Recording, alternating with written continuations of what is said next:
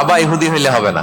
কি আজীব তামাশা, মা ইহুদি হইতে হবে। ইহুদি মায়ের পেট থেকে যদি কেউ জন্মায় তাইলে সে ইহুদি।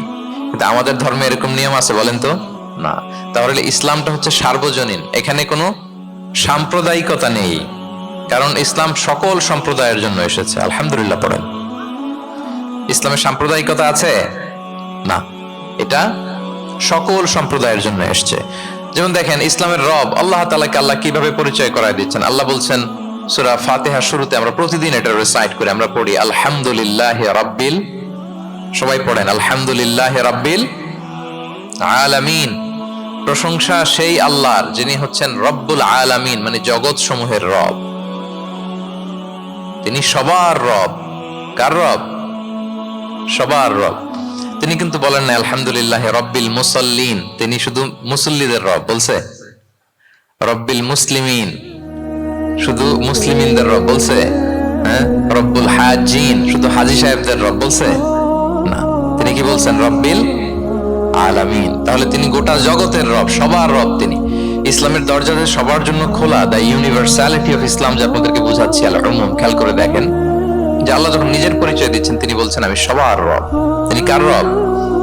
তিনি সবার রব। আলহামদুলিল্লাহ রাব্বিল আলামিন। এবং রাসূলুল্লাহ সাল্লাল্লাহু আলাইহি ওয়া আলিহি ওয়াসাল্লামের পরিচয় যখন আল্লাহ তাআলা করায় দিচ্ছেন তখন আল্লাহ বলছেন ওয়ামা আরসালনাকা ইল্লা রাহমাতাল লিল আলামিন, I have sent you as a mercy for all the worlds। নবী হে, আপনি গোটা বিশ্বের সবার জন্য রহমত। সুবহানাল্লাহ। আল্লাহ বলছে যে শুধু মুসলমানদের জন্য রহমত, কথা বলেন, শুধু আরবদের জন্য রহমত, শুধু সাদা চামড়ার মানুষদের জন্য রহমত, শুধু পুরুষদের জন্য রহমত। এই রহমত কাদের জন্য বলেন তো দেখি, বুঝে থাকলে।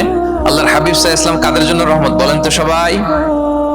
সবার জন্য রহমত। দেখেন ইউনিভার্সালিটি অফ ইসলাম, ইসলাম যে সবার জন্য। আচ্ছা, আল্লাহও সবার, রাসূলও সবার।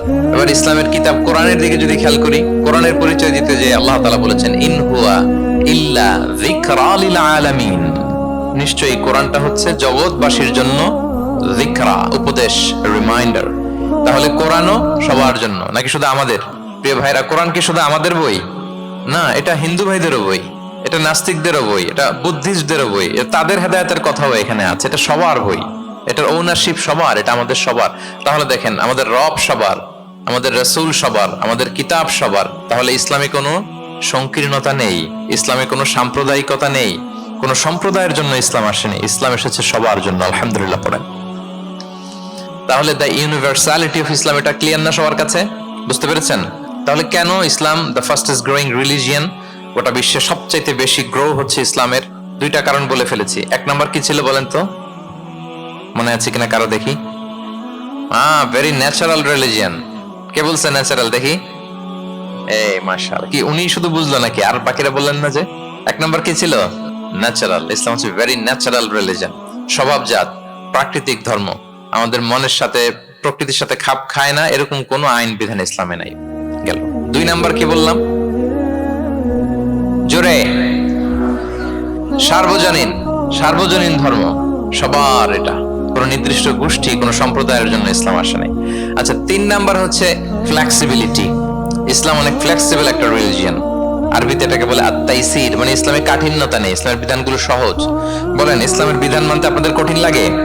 আল্লাহ বলেন ইউরিদুল্লাহু বিকুমুল ইউসরা ওয়া লা ইউরিদু বিকুমুল উসর। আল্লাহ তোমাদের জন্য সহজ চান, কঠিন চান না। আল্লাহ কি চায়? সবাই বলুন।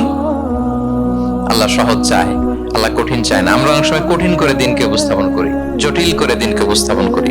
ওমা জাআলা আলাইকুম ফিদ-দীনি মিন হারাজ, আল্লাহ তাআলা দ্বীনে কোনো জটিলতা রাখেননি, কিন্তু আমরা খুব কঠিন করে উপস্থাপন করি। আল্লাহ বারবার বলেছেন সহজ সহজ সহজ, লা ইউকাল্লিফুল্লাহু নাফসান ইল্লা উসআহা। আল্লাহ সাধ্যের বাইরে কাউকে কিছু চাপিয়ে দেন না। আমাদের যত সাধ্যে কোলায় ঠিক তদ্দুরই আল্লাহ চাপিয়ে দেন। সুবহানাল্লাহ।